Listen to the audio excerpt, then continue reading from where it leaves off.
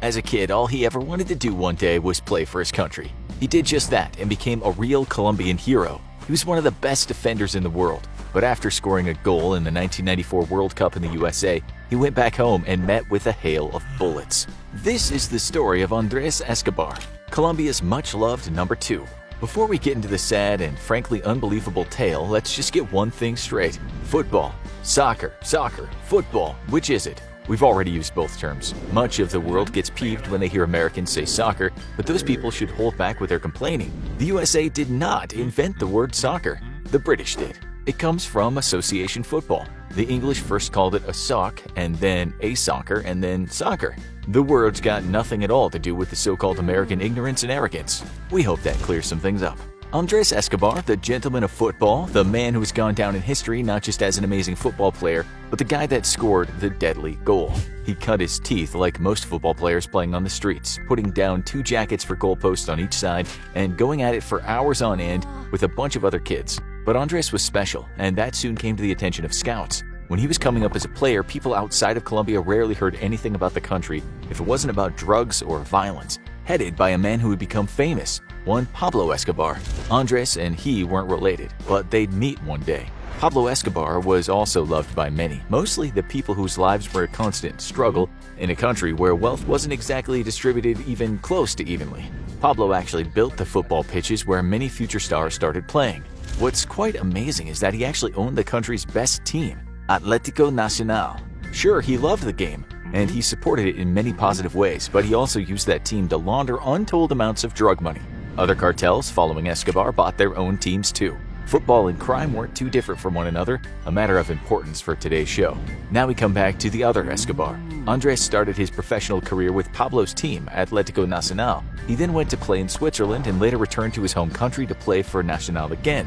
He became captain of the national team, and an outstanding captain he was. But Andrés also tried his best to clean up the image of Colombian soccer. He wasn't just a gentleman on the pitch, he was a spokesperson for the game in general. That might not have put him in Pablo's good books, nor any of the other cartels. He played for the national team since he was in his early 20s. In the late 1980s, he helped the national team qualify to play in the 1990 World Cup, at a time when Colombia was seen as a bit of a backwater team on a continent that had the likes of Brazil and Argentina. He was seen as an indomitable player, hence he also got the name the Immortal Number 2, a rather striking epithet when you consider what happened to him at such a young age. When he was 27, he was called up to play in the next World Cup. That was the 1994 FIFA World Cup, held in the new home of world soccer, the United States. At this time, Colombia was no longer seen as a backwater team. They played with verve, with style, and were a pleasure to watch. In the qualifying stages before the finals, they'd come to the top of their group. But something else they did was nothing short of spectacular. They beat Argentina twice in the qualifying games, 2-1 and 0-5. No one had ever seen anything like it. Argentina was a runner-up in the previous World Cup and the winner in the World Cup before that. David had become Goliath. That's one reason everyone couldn't wait to watch their games in the US. One of the greatest players ever to grace football fields with his studs, Pelé, even said Colombia might win the entire tournament. When Pelé talked about football, people listened. He told the world that if Colombia didn't win the cup, they should at least get to the semifinals. They were that good, possibly as good as Brazil. The trouble is, when you say things like that, some people just think about money. It was said drug cartels in Colombia put a ton of money on Colombia to win. Pablo Escobar was killed in 1993, but that didn't mean the war on drugs was over and the Colombia cartels just packed up and started stacking shelves at the local supermarket. It meant a power vacuum, and it meant violence. Things changed after Pablo's demise, but the cartels weren't any less vicious once he'd met his end on a hot tin roof. So, in 1994, when the World Cup finals came around again, there was a violent turf war in Colombia. The king was dead, but blood flowed through the streets where the children kicked their footballs. All the people of the country wanted that year was to ignore all the violence and watch the beautiful game played by their now great team. Tensions were really high, as were expectations, for the team, for the public, for the betting drug cartels. Colombia played their first game against Romania in Group A. The date was June 18th. Many people had said Americans wouldn't support this great event, but they were very wrong. The USA's World Cup shattered attendance records. In the opening stages, 91,856 people turned up at the Rose Bowl in Pasadena to watch the colorful Colombians take on a very good Romania team. Romania scored in the 15th minute, and then their amazing player Hagi made it 2-0 in the 34th minute. The heavy betting cartels were likely shooting bullets into their TVs at that point. But then Colombia got a goal back through their striker Valencia. The cartels might have put their smoking guns down at that point. Romania scored another goal close to the end of the game, and it was 3-1 Romania. What didn't bode well for Colombia is in Romania's next game they got spanked 4-1 by Switzerland. The US had already drawn a game with the Swiss, so Colombia wasn't looking in good shape at all. Then came the game that changed everything, the United States versus Colombia. The US, still not seen as a traditional footballing nation, was the underdog. Colombia really had to win. Early on, the Colombians had a shot kicked off the goal line by the US. It was an amazing stop. The US, sporting some of the worst hairstyles in modern history, attacked a lot too, in what was becoming a very exciting game. It was end-to-end stuff, as commenters like to say. Then, in the 35th minute, with the Americans on the attack, Andres intercepted a crossed ball close to his team's goal. He got a bad connection and put the ball into his own net. Devastating can be the only word. The cartels at this point were probably shooting other people's TVs. In Medellin, Andres' sister was watching the game with her 9-year-old son. When his uncle made that mistake, the kid said to her, "Mommy, they're gonna kill Andres." She looked at his sweet face and assured him, "No, sweetheart, people aren't killed for their mistakes. Everyone in Colombia loves Andres." It was an unfortunate mistake. And anyway, Escobar had to make that intercept because if he hadn't, the US player next to him would have likely gotten the ball and scored. He did what he had to do, but the Angels at that minute weren't smiling down on him. Colombia lost the game 2-1.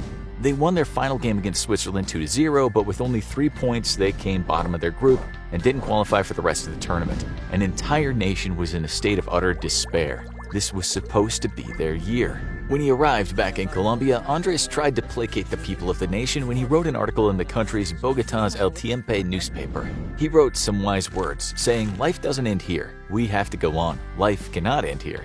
No matter how difficult, we must stand back up." That sounds a bit serious for a game of football, but trust us, the loss went right to the heart of the nation. Remember, this was a country that was being torn apart by violence. Football was the one thing that really gave people some hope. Andres wrote something that he had no idea would be etched in Colombian history. He said, "We only have 2 options, either allow anger to paralyze us and the violence continues, or we overcome and try our best to help others. It's our choice. Let us please maintain respect. My warmest regards to everyone. It has been a most amazing and rare experience. We'll see each other again soon because life does not end here." The climate of fear at the time was so much that many people advised Andres to keep his head down for a while, as someone might want to hurt him. He didn't listen, not because he was arrogant, because he didn't want to show weakness and let the scourge of the nation think he was scared. His coach warned him not to go out for a while, but Andres was determined not to let fear win. He said to the coach, "No, I must show my face to the people." July 1st, less than 2 weeks after his own goal, Andres went out with some friends for a drink. First, they hit some bars in the El Poblado neighborhood of Medellin. Then, after midnight passed, they headed to El Indio nightclub. At around 3 a.m., Andres was sitting in his car in the car park when some guys walked up to him. An argument started when the men insulted him for scoring that own goal. Always the fighter, Andres didn't back down. And then came a sound which was too familiar to the people of Colombia. Bang, bang, bang, bang, and more bangs. A witness later said, "All of a sudden we heard gunfire, and then Escobar was on the ground, groaning and clutching his chest. He had 6 bullet holes in him. He had no chance." It was reported that after every shot, the assailant had shouted "goal" in the same excited pitch that South American football commentators are famous for. Just before the assailants left in a Toyota truck, one of the men hissed, "Thanks for the auto goal, you son of a..." You know that last word. At first, people said this wasn't an argument that had gotten out of hand. Police said this wasn't spontaneous violence, it was an execution.